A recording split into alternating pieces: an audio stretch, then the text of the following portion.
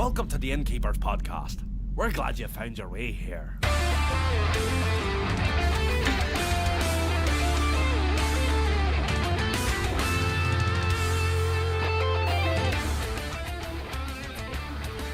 And welcome to the Innkeeper podcast. This is episode 3. We are a podcast for innkeepers covering Hearthstone fireside gatherings with insight and information we hope all of our fellow innkeepers find useful. Our topic for this episode comes from many of the innkeepers at the last summit. We hope we'll be able to find the answers that you need as we talk about sponsorships. I am your host, Patrick, from Knoxville, Tennessee. This is Andy from Orlando, Florida. And this is Illyri from Halifax, Nova Scotia, Canada. And joining us today is our guest Jordan from Salt Lake City, also known as Mohadab. Wow. You know, wow. closer to the tab. See? Oh. I couldn't read it. I don't know. I don't think we can go on after that. Hi, everyone. I'll let The him one thing. discuss. Yeah. You had one job. Yeah, Folks, coming up. More Go- deep. There you go, Muad'Dib. Coming up in episode 3, we are going to be talking about, we're going to get some HCTE event recaps to start off with. We're then going to talk about finding event sponsors, getting a signed sponsorship deal, and then how to make sure your sponsors keep on coming back for more.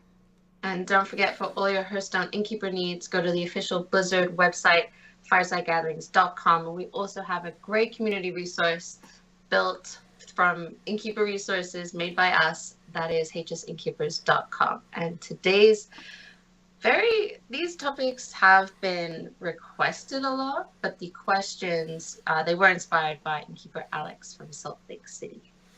So there you go. All right, but before we get into talking about sponsorships, we'd like to introduce Jordan. As we said, he's our guest today.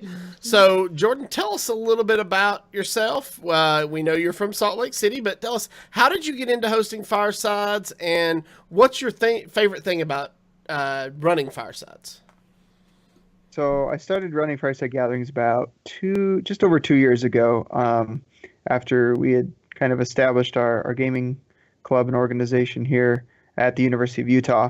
But we didn't really have Hearthstone events all that much, and I like the game, so I figured, hey, we'll make a club, and then we'll just start hosting events monthly, and that fit in really well with the Fireside Gathering program.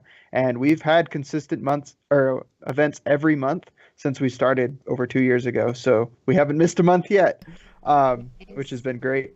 My favorite thing, honestly, is just getting to see new players come in, and then old players kind of develop new friendships and relationships with those new players, and all enjoy the game together. So That's awesome. That's one of the best things I love about firesides as well. You know, speaking of firesides, we just had the Hearthstone Championship Tour. That's why we were kind of missing a little bit last week, and I didn't host one, but Illyri and Patrick, you guys both had something to do with that. So, Illyri, could you give us a little bit of a recap of how your event went? Sure. I was out in Vancouver helping out Madicus with the Players venue there, and it was the first time that there was a HCT venue West Canada, so that was super exciting as it was a new area to bring that to, and we had honestly just so much fun. They have such a great community there, like the biggest Sunday turnout that I've seen of any location. It was nuts, but it was so much fun, and we had the Lich King raid going, and absolute truth, one of the players there got an over 3,000 one-game score. It was like 3,160 something. Like, it was insane. Like, I haven't seen anyone or heard of anyone else getting close to that. It was really crazy. So it was a lot of fun for sure. And Jordan, I noticed here that you also hosted one in the Salt Lake City location. How'd yours go? yeah, we had one here. We actually had one player come here, but it was great, just the same. We had a big turnout. Everybody really enjoyed the new Lich King raid. We actually themed our entire fireside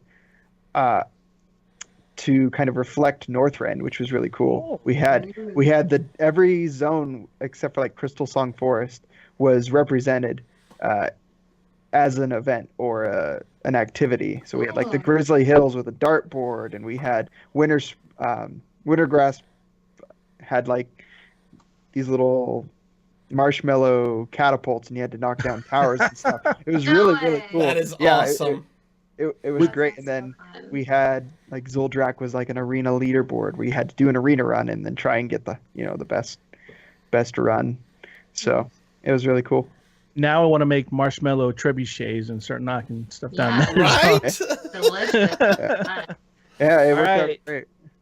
And Mr. Patrick, how you had an amazing time at your event. How did So it go? yeah, actually, I helped. I assisted with the Boston venue, and some of you may have heard about it. There was a little article about it on Reddit, and Just a little bit. just a little. So we had 18 players at our venue for playoffs, and you know what is really good for Hearthstone?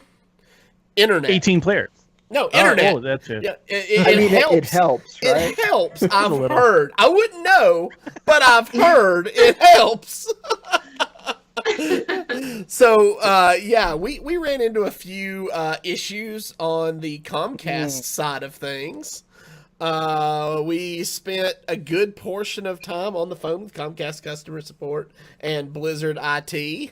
And finally, we made it through day one by the skin of our teeth. And day two, we started with absolutely no internet at all.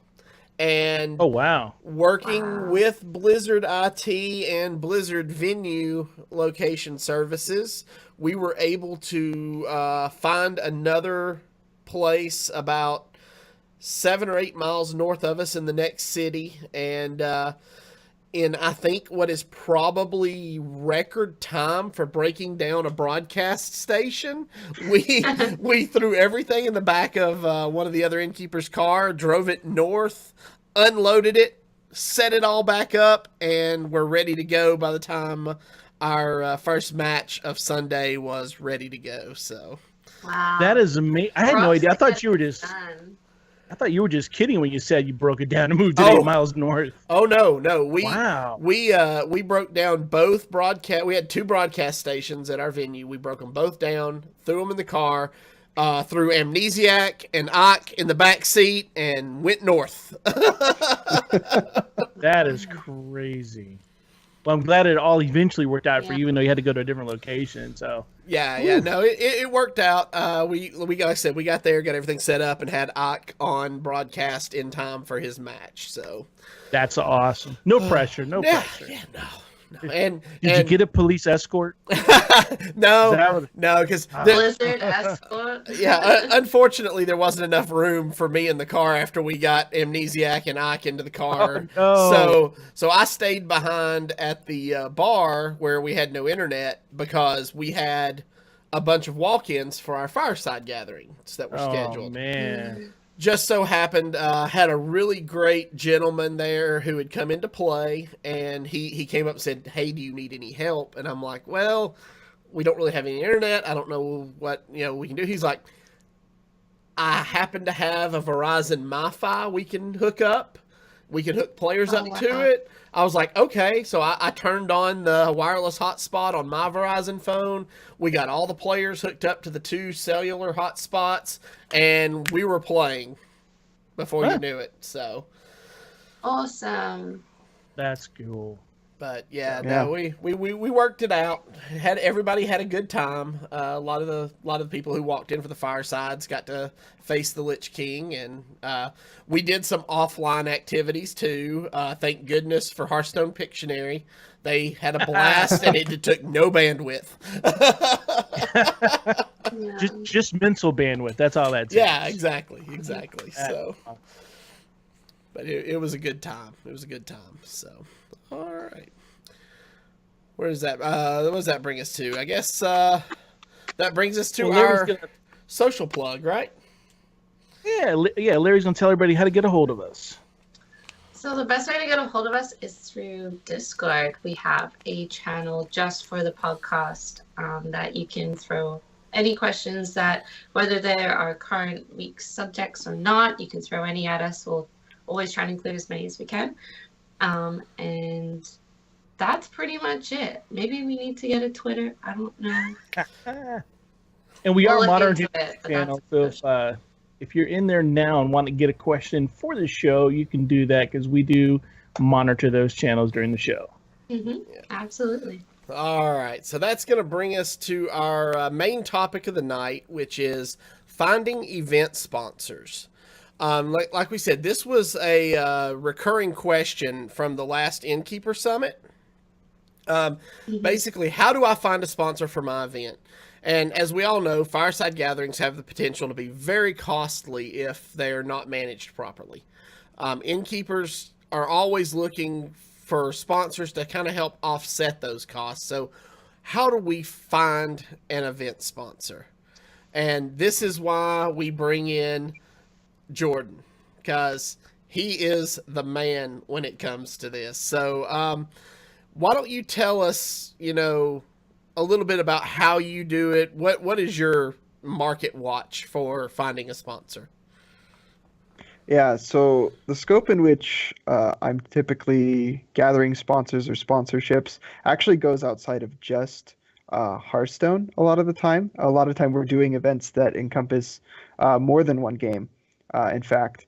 But even just you can always scale it down and apply it to whatever is applicable for you, because every community is different, right? Every tavern is different and has its own needs, and every community has different resources and different opportunities for you to go out and look and find those sponsorships.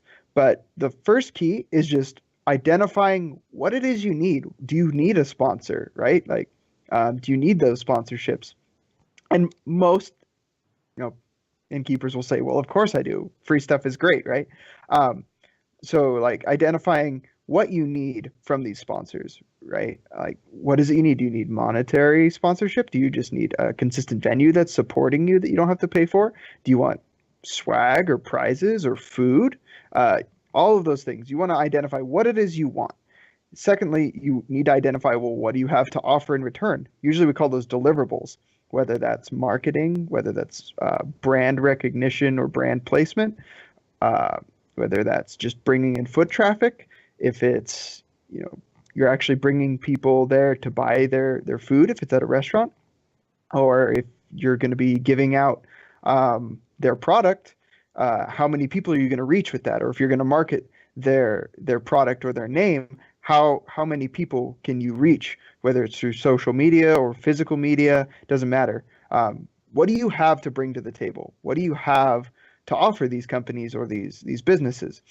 And so once you've identified those two things, then you need to make a plan, right? You have to, decide, well, how am I going to, approach these companies, and how am I going to represent myself in a way that's appropriate and professional, but can still relate to them on a personal level, because you want these people to like get to know what, who you are at least, right? And recognize you and be able to, have a conversation with them. It definitely varies depending on whether it's like a local sponsor or a corporate sponsor. There's a completely different approach to each of those. And I could talk about this for a long time, but that's where you get started at least. Okay, awesome. So you were talking about, whether you're looking for people to sponsor food or monetary or prize type stuff, but let's say you're going to look for an event sponsor. What ways? I mean, do you do it yourself? Do you rely on friends? I mean, what do you find works best? What are some of your best practices that you could pass on? So the most important thing is being organized. If you're not organized, they'll see that and they won't want to help you to begin with. So be organized. Have your thoughts all together. Like I said, identify those things. What do you want? What do you have to offer? And bring that with you. So whether you feel it's appropriate to approach them personally, or email, say, like the manager of, say, like a restaurant, if you're seeking that food sponsorship, approach them in the way that you feel is most appropriate, because like I said, it varies depending on your specific situation. If you have like a business card or an organization, that you represent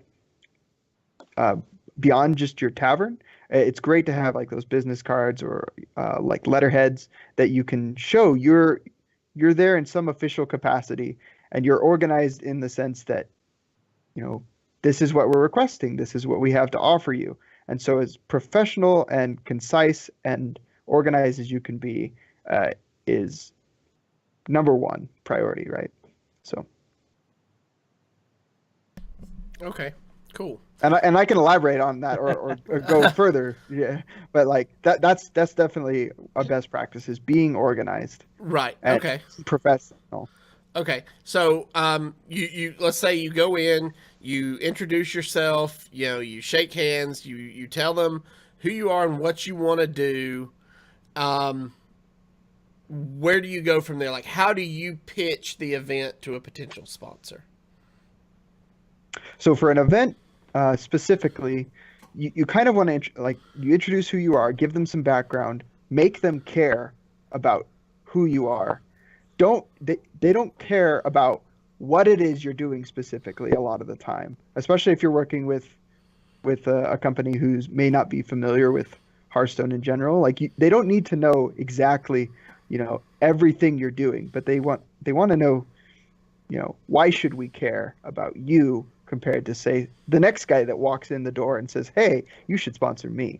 So make them care about who you are and why you're doing it, less about what you're doing. Okay. If that makes sense. Yeah.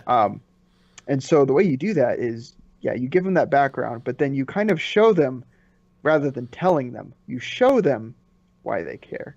So whether that's through references, whether that's through past experiences with other sponsors or past events you've done. If this is the first event you're doing, you're going to have a little harder time finding sponsors to, support something that's just unprecedented. People want to have some kind of background that they can reference to help you with future events, right? Mm-hmm. And so if say it's your first event, you're looking for a sponsor, you might have to kind of rely on people you actually know that can maybe reference your character or the experiences they've had with you in the past. Otherwise, this could be really difficult for you to sell them on something that you've never really done before, if that makes sense. Right. So like it helps if you have friends who are artists, for instance. And I believe Andy has a story here. Yeah. So really good friend of mine, Patrick, is an artist. And he actually has done a lot of work. He's done our business cards. He's done some caricature work for us. Man, I don't know if you can even see this shirt here, but Thrall sitting on my shirt here. Wow. This is that's cool. that's awesome. Patrick. Yeah, that's Patrick's work. And I like the guy. He does really good work. He's pretty fast for an artist. So I had offered him at one point in time and said, look, if you want to set up a table at one of these events to have your art there, well, feel free to do it. And luckily for me, he didn't take me up on the free part of the offer at all. And he actually has the table that he pays for, and then there's a commission involved that we get money on any artwork that he sells. So he sponsors us that way. Sometimes he's there, sometimes he's not. I still set up his table because I have physical copies of all the artwork he's done for me, and I just lay that out and put it around because it's cool. And we actually give away, as our big prize of the tournament, we give away one of his caricatures or drawings of whatever character you want. He can actually go to if you play World of Warcraft, he can actually go to your armory page and he'll draw your character in your current gear set, the whole 9 yards. Else, he's very familiar with all the Hearthstone characters, and you can say, hey, give me Chromie in a pose, or give me, I got Thrall, give me Thrall here, and he'll do all that stuff. But Wow. he was able to flip a really cool offer that I made him. He kind of went, well, if I did that, I'd be taking advantage of you. So why don't we work it this way? And that works out a lot. It benefits both of us. So Mm-hmm. Well, That's really awesome. cool. Yeah. Okay. So another thing is, maybe what are your thoughts about going to other people's events? Yeah, so networking is really, really important, actually. Whether you're going to like another fireside or you're going to like an expo or a convention, those are great opportunities to just meet people who knows, maybe a month, 2 months, a year down the line, you end up reconnecting with that person or their organization, and you've already got that connection there. So you can say, hey, I know this person, or go actually contact that person and say, hey, would your organization be interested in sponsoring us? We actually had I have a real example of this, actually, if you'll allow me to not tangent, but like elaborate. Go ahead, please. So we went to Salt Lake Gaming Con, which is an annual event, kind of like a really, really small version of like PAX. And there was a gaming chair company there called it's since changed, but it was called Gamer Throne at the time. And they were kind of prototyping this chair that reacted to like sound and motion. So say like in Overwatch, you're sitting there and you get shot, it would like vibrate on the side. And they're a company that makes like those vibration chairs that they make in theaters. And so we talked to them, told them who we were, and they were like, hey, that's cool. Let's exchange information here. And then later they actually contacted me and said, hey, we'd love to do like an event with you guys or sponsor an event for you guys. Let us know what your schedule is. And so right there, we were like, our schedule, well, it's kind of either month to month, or, we haven't really planned that far in advance, right? And so being organized right there was really important to, jump on that. And so we kind of gave them a date of when we knew we were going to have an event. And then we just kind of had that sitting for a little while. And then a few months later, we reconnected and said, hey, like, this is when our event's going to be. Do you want to be like a core sponsor for this? And it ended up being like a statewide event we had. And it was really, really awesome. And so what we did is we kind of built up this sponsorship deck, which is a term we often use when it's kind of a means to organize all of your deliverables and basically do your whole pitch in one kind of go for you in a way that's graphically pleasing. It's not just a list of bullet points. Now, it doesn't have to be super fancy. I mean, you could just throw it together in Word and then make it kind of look nice. But we put together this sponsorship deck, and in there it listed, who we were exactly, like defined, who we are as an organization, what our purpose is, and then it defined this is what the purpose of this event is. We're bringing in 6 different universities and all of these different teams, and they'll all be competing, and then we'll have people from the community who will just come watch, and it'll be this awesome event to kind of celebrate gaming and esports in the state. And so we explained all that to them, and then it showed what our collaborative reach was, how many people, or at least the maximum reach we had on social media, combined not just our organization, but all of the other ones we were working with as well. And so we had all of that on there, as well as, we broke it down. This is how much we could reach through social media. This is how much we reach through like Facebook and Twitter, and, the physical reach on campus and things like that. And so they have these hard numbers they can see, and they can take to whether it's an executive or someone on their marketing team to justify spending those marketing dollars. Because all of these companies, whether they're small or big, have a marketing budget, and it's their job to spend it. If they don't spend their marketing budget, they're not doing their job and they get fired. So you're there to help them find a good way to spend their marketing budget. And sponsorships like this are a really good way to do that.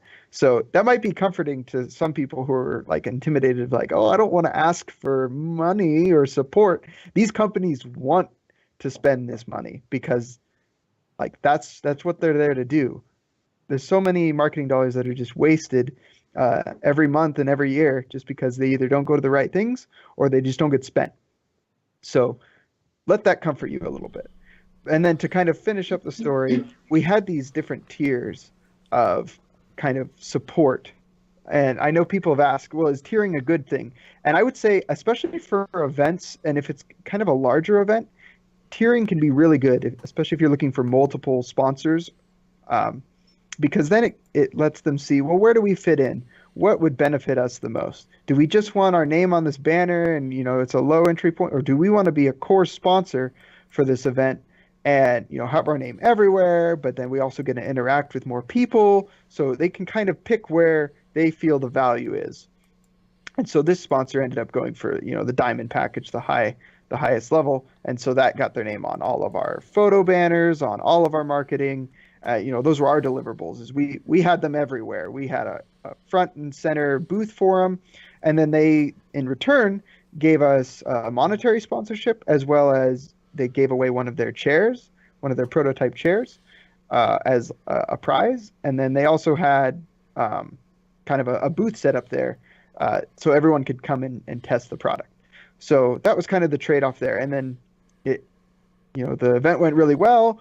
To follow up, we gave them pictures of the event and kind of maintain that relationship. So kind of a full circle example there for you. That's really cool, though. I mean, actually, being able to go through that process step by step is really amazing, and it really gives you an insight to be able to share with other innkeepers, and we greatly appreciate that. So, let's say the big takeaways from this are: be professional, be organized, have specific goals in mind when you go to talk to a potential sponsor, and know what your deliverables are and what it is you're asking for in return. Would you say that pretty much hits the high points?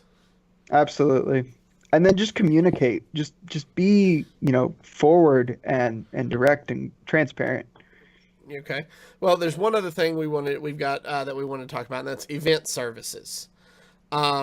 So, Andy, do you want to go first, or do you want to let Jordan go first here? Well, let me just kind of talk about what that is. It's not. I mean, normally if you say event services, and that's my fault because I made the outline that way. But normally you say that it's actually services happen at the event, food and beverage, everything else. What this is it's a do-it-for-you service that gets you sponsors. If you go to sponsormyevent.com, you can put in what you're doing for an event. It will match you with sponsors who then bid on your event. And then you can kind of pick, if you get any results, you can start picking through those. Now, the way they make their money, Sponsor My Events can take 10% of whatever that offering is going to be made to you. So budget with that in mind. But you can, if you are just stuck and can't find a sponsor, this would be the last thing I would ever do. I'm going to check with my friends. I'm going to network. I'm going to go anywhere that I can. I'm going to attend another event, find out who their sponsors are, go door to door, knock on places, find computer hardware. So anything that is the message market match.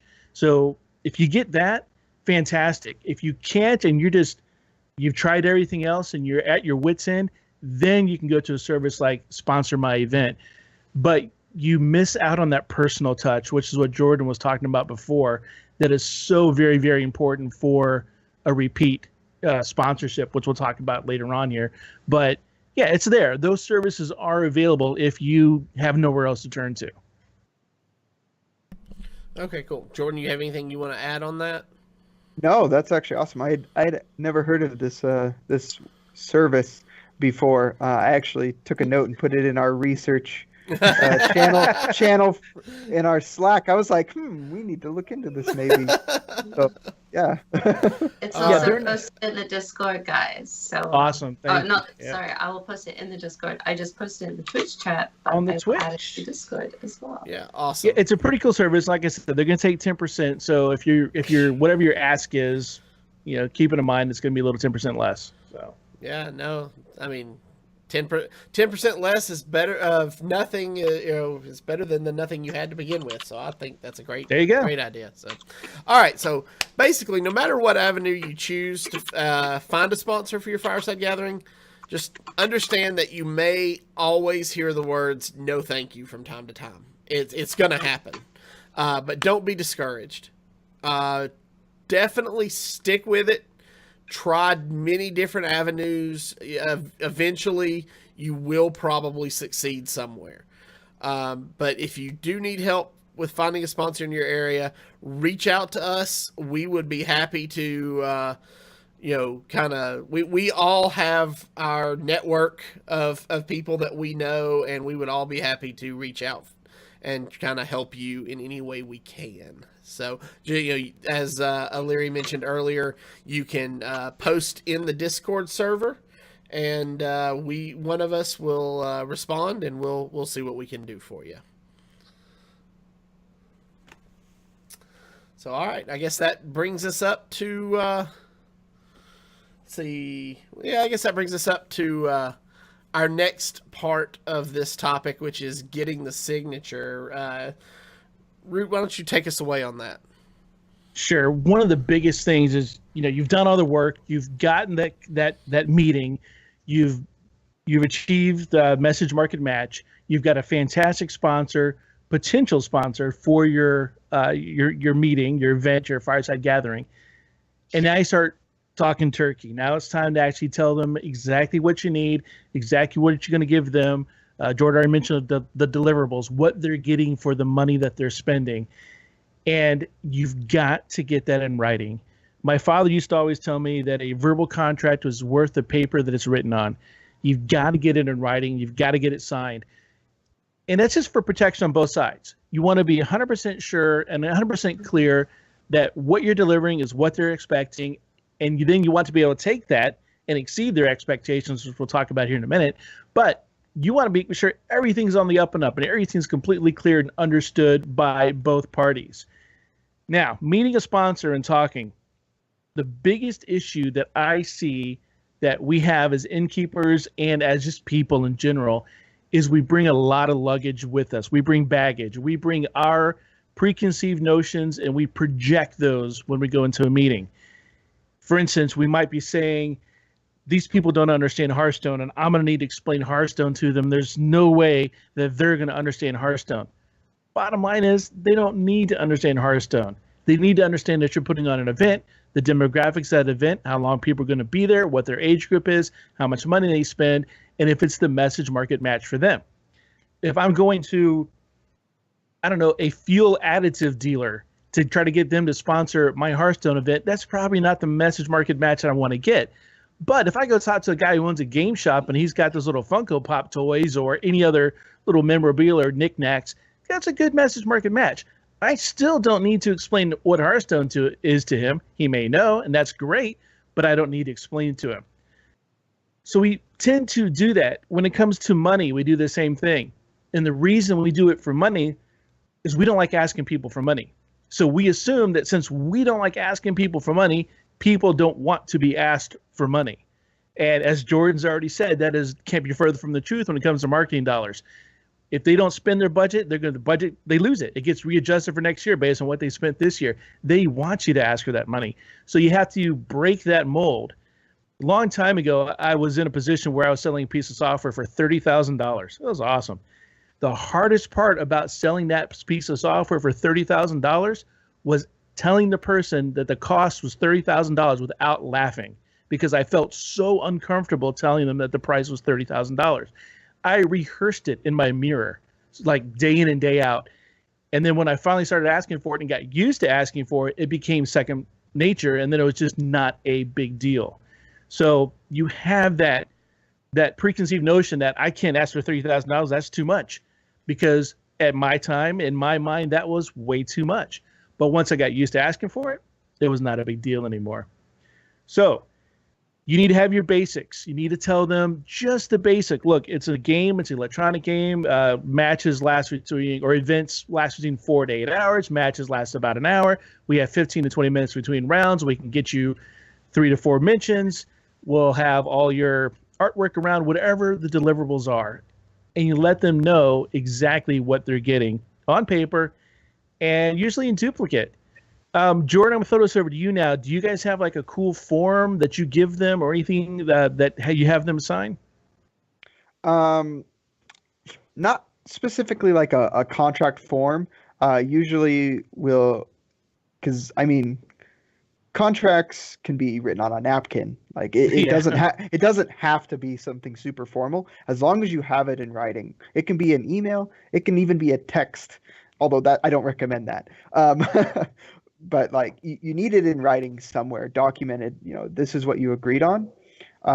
Sometimes what we'll do is we'll print off our sponsorship deck and then we'll like write on the back, which totally works just fine. As long as we know what we agreed on. And, sometimes you change things. Sometimes what you have listed there isn't everything they want, or sometimes it's too much of what they want. So you could be flexible, right? So don't feel like you have to only give them certain things, or, they can only ask for certain things. Yeah. So be flexible, right?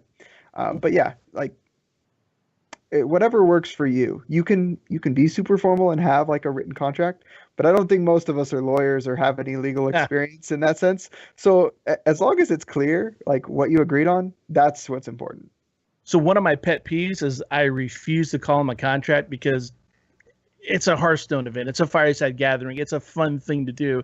And when the word contract comes out, people tend to get a little stiff on that. I might use the word agreement. Hey, this is what we're agreeing on, just so that we're all relatively understanding what's going on. And that they understand that there is a little bit of formality to it. But if I use the word contract, it's always it tends to scare people. So I usually don't use that. But one of the things that I love to do is once I have what we're going to be delivering to them, and I have that in writing, or we understand what we're going to do, that's my base. That's where I step off from, and I go higher. So that way I'm exceeding expectations of my sponsor. I'm giving them more than they actually asked for and they actually bargained for. And I'm not going to go over the moon on this, but I'm giving them more, and then they feel a ton better. But if you're someone who's going to go through the steps to get something in writing, try to get a signature. If it's something you're going to be printing out, just if you want to go that route, I typically will get a signature on the first couple ones until I have that relationship built up. Then I might forego that later on. But hey, it just depends on the relationship that you've got with them and everything that you're delivering and the cost. It also is going to depend on that sponsor. A lot of sponsors are going to have a lot of paperwork that they have to sign up and have you sign as well. So it just depends on that. Biggest thing on there, though, is once you have all that stuff in place and you've got the signature, and you've got the yes, and you've got the commitment, you want to continually follow up with your sponsor. Let them know what's going on during the planning stages. You've listed the event. You've listed your fireside gathering. It's been approved by Blizzard. We have it up on Battlefy. Hey, we've got 1632 signups. Everything's looking good. The weather forecast for the day is great, and we're expecting to have a fantastic event. And just the more you do it, easier it's going to get. So just keep on doing that, and you'll start to get, it'll be second nature to you within no time at all. Sweet. All right. So, O'Leary, tell us a little bit about, making sure our sponsors come back after we've gotten them. After we have them in our hands. So landing a sponsor for an event, it is a huge deal, but keeping them around, it's an even bigger deal. Think of all the work you've done in order to get them into the sponsorship agreement in the first place. Do you want to go through that every single fireside? No, nobody's got time for that. Plus, there are extreme benefits to partnering up with sponsors over and over again. The more that you partner with a sponsor, the more they're going to trust you and want to pull more resources into your event. Jordan, do you have some tips on how to make those sponsors keep coming back for more?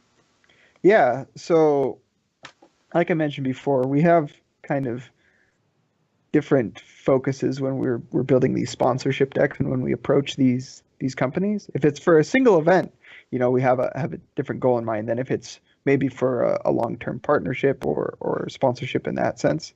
So really, it kind of, if you want to keep this person or this organization or this sponsor around, you should approach your first visit with maybe that in mind, right? Like, how am I going to develop this relationship, right? Like when you make a friend, you don't just think, well, I'm going to be friends with this person for a month and then just never talk to them again, right? You don't do that. You go into, say, a relationship expecting that it's going to last as long as possible, right? And so, honestly, you should treat almost every sponsorship like that. Um, Granted, there's scope and purposes behind what you're doing, and if you're just seeking them for one event, be clear on that, right? If you're wanting to, maybe develop something more long term, have that in mind. Maybe not just say, "Hey, we're wanting you to be our sponsor forever," 'cause that's weird. But, at least have that in your mind and have that kind of understanding that this is something you would want to repeat, because then that'll influence your actions going forward, right?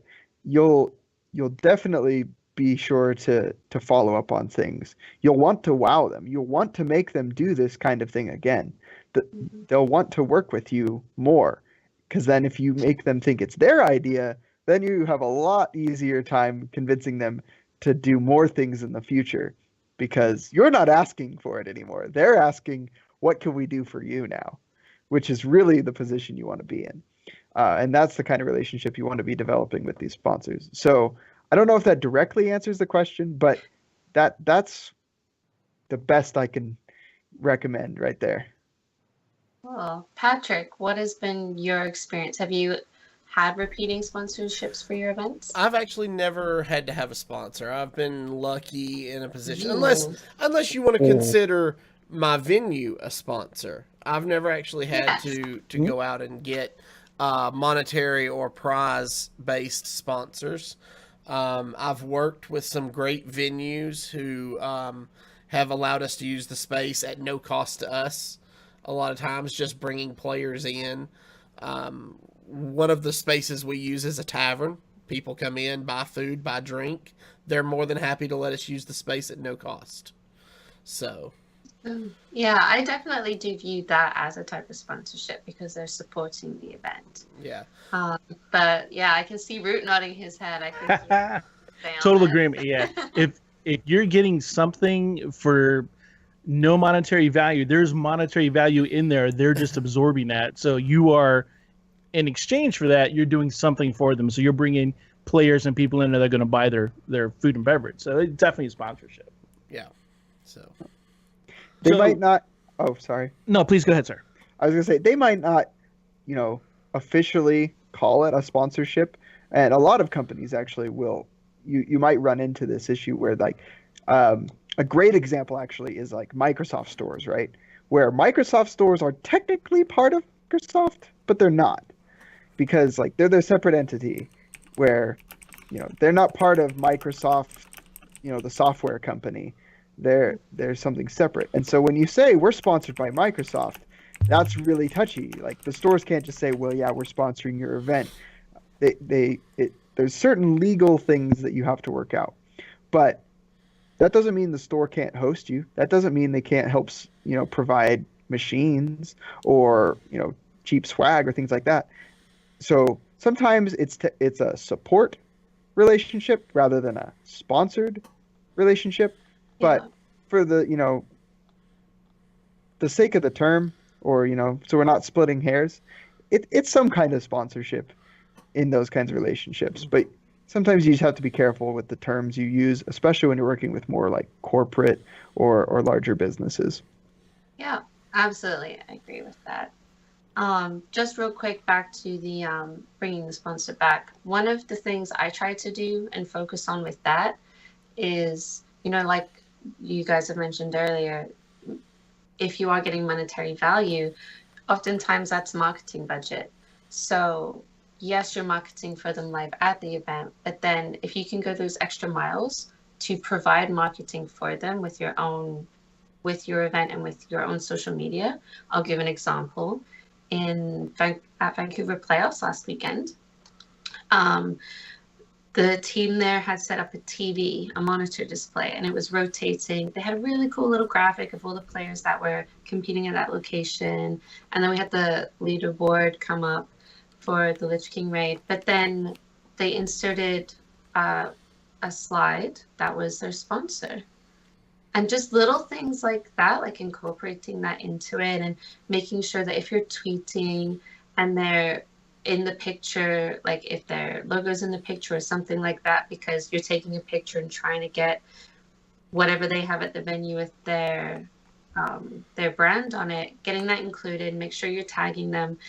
You are marketing for them, and that is what that money is going towards. Maybe not directly for that. That's not part of the deal, but you're kind of able to push it that little bit further and kind of make their dollar go a little bit further. I think that they can really appreciate that.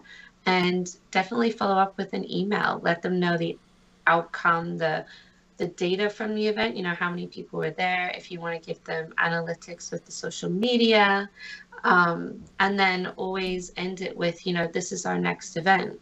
And, we'd love to bring you back as a sponsor, and leave that in their hands with some data and some information to go over for next time.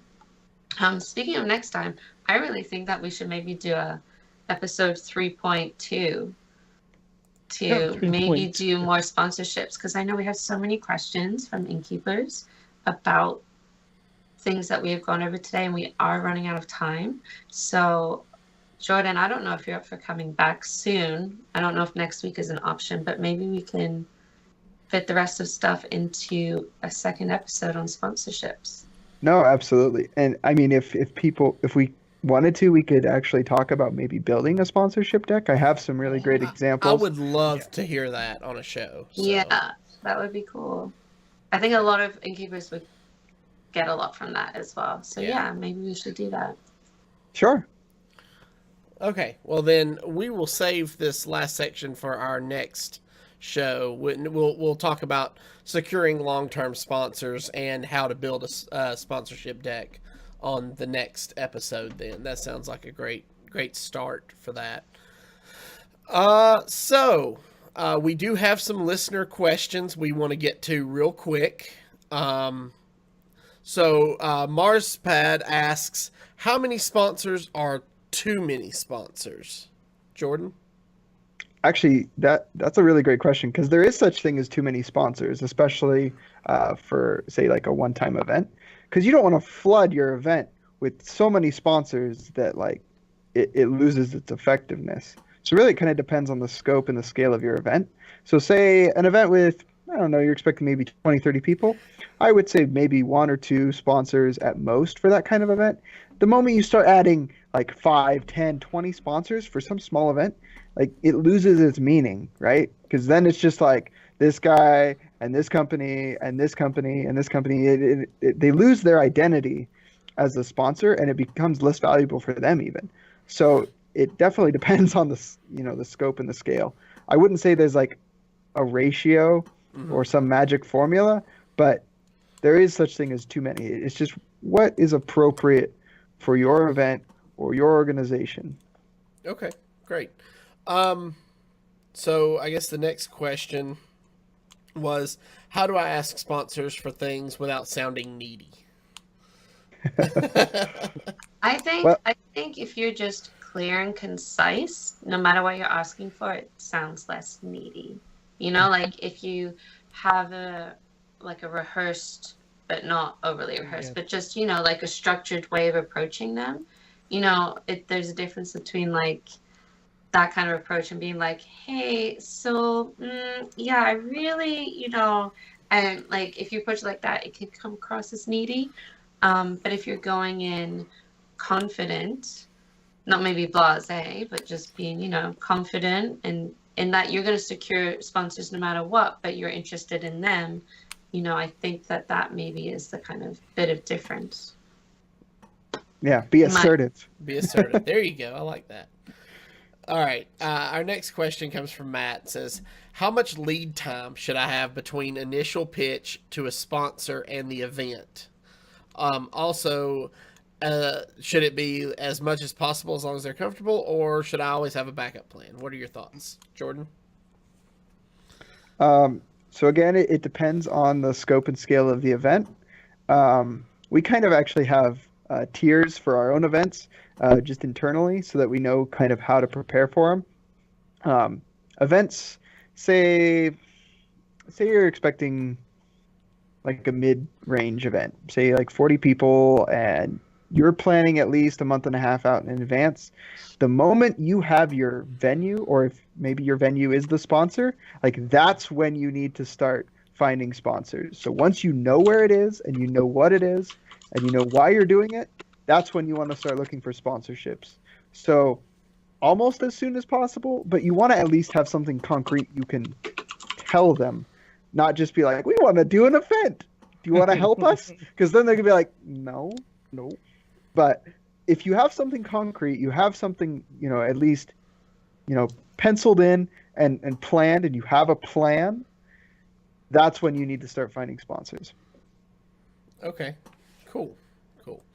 All right, so our last question of the night is also from Marspad. He says, I want sponsors, but I don't know what I can really offer my venue. Say it's a computer store. They have tons of goodies for gamers like us, but unless we run an event at their shop, what can a community offer as deliverables? So that's a really good question. So I'm assuming this is like a local store, right? It's not like some So, yeah. large company. So honestly, local stores like this benefit the most from just word of mouth, right? So honestly, you being there and your patrons being there and having a good experience, whether it's relevant to the store, what they do or not, just the fact that they were there, like you can have your patrons just tweet that we were at this location, or check in on like Facebook, things like that. Make it a quest. Be like, you have to check in on Facebook or social media and say I was here, and integrate that into your event. That's something that these places definitely value, is foot traffic and people online seeing that foot traffic. You can add in like positive reviews on Yelp or Travel Advisor or whatever those. There's all kinds of things. So you have to look a little outside the box, but not too far, because there's opportunities everywhere, whether it's something physical or something, it's literally just spreading the word that this place is great and they're awesome, and they care about, they care about their customers, they care about their clientele, and that's a big thing right there. So I'll add on to that too from our pads. One thing that I'd love doing for venues like this is we have, as innkeepers, our patrons, our tribe, our group, our members tend to trust us and are used to getting communications from us. So if I send out a Google form to them that asks them information about their hardware, how old is your computer, how much RAM do you have, when are you going to be looking to upgrade, I can provide this computer store a ton of information about what people need. Even, I would strip out the email address and strip out the contact information because I don't want them spamming my group, but that would give them enough stuff to say, hey, we notice all your people are coming up to a hardware upgrade, or a percentage of them are. We're going to give them this discount code if they use it, and then you can provide that to your customers or your patrons, and then it goes back to the computer store. So that's how you do that offline. You provide them with more data about the audience that you have. Even if you're not in their store, they can still sponsor your events. You can be powered by that computer store, and they can offer your patrons discounts through you, and then it all works out. They get people buying stuff. There you go. Sounds like a great. It's a great plan. suggestion. Yeah. All right, so I guess that's gonna kind of do it for us this week. Just real quick, we talked about finding event sponsors, getting them to sign a sponsorship deal, and how to make them come back. And next week, we're going to elaborate a little more. We're going to talk about long-term sponsorships, as well as how to create a sponsorship deck. Whether you just go with the regular sponsorship deck or the all golden sponsorship deck. It's very important. It's all filled with nothing but legendary. Nothing but legendary sponsors. Yeah. All right. So why don't you guys tell everybody watching and listening where they can find you? Jordan, if people want to follow you to get more information, where can they find you online? Yeah, so Twitter's a great place. Facebook, it's just Jordan_Runyon on either of those. And then also, you can follow our organization, Crimson Gaming. It's our TESPA chapter here at the University of Utah. So either of those outlets, great way to get a hold of me or my organization. Okay, awesome. Leary, where can people find you? You can find me on Twitter at O'Leary, and there is actually in our, and I just linked Crimson Gaming's Twitter in Twitch. All of our Twitters are linked in Twitch. Oh, too many similar sounding words at this time of night. I'm sorry, guys. Too many T's. Yeah, you can give us all a follow directly there, but if you want to find me on Twitter, it is at O'Leary. All right, awesome. And Root, where can people find you? Well, for all your Hearthstone needs while you're in Florida, you can check out floridafireside.com. That's got all the links to all of our gatherings, all of our emails and social media accounts and Discord channels there. But if you wanted to talk to me directly on Twitter, I am at HearthCastRoot. Awesome. And what about you, Avantes? Yeah, so you can find me on Twitter, as Larry said, it's Avantes HS, or you can find me every Wednesday night at 7:30 right here on Twitch doing the Hero Power Hearthstone podcast. This week we are recording episode number 100, so congratulations, sir. Thank you. Awesome. It's sure to be a special night. Feel free to drop in at 7:30 Eastern. That's twitch.tv/ECMMO Gamers. And we're going to have some fun this week. And of course, you can always find all of us hanging out on the Innkeeper Discord. That is, yeah, you can find that over, it's linked just about everywhere, but you guys know where it's at. Yeah. And don't forget to check out hsinnkeepers.com for all your resources for Fireside Gatherings. And I think that's going to do it for us this week. We will see you all again next week. Bye. Take care, everybody. Thanks. Thanks for listening to the Innkeepers Thanks, everyone. podcast. Yes, hands. For all sorts of Hearthstone community-related goodness, check out hsinnkeepers.com.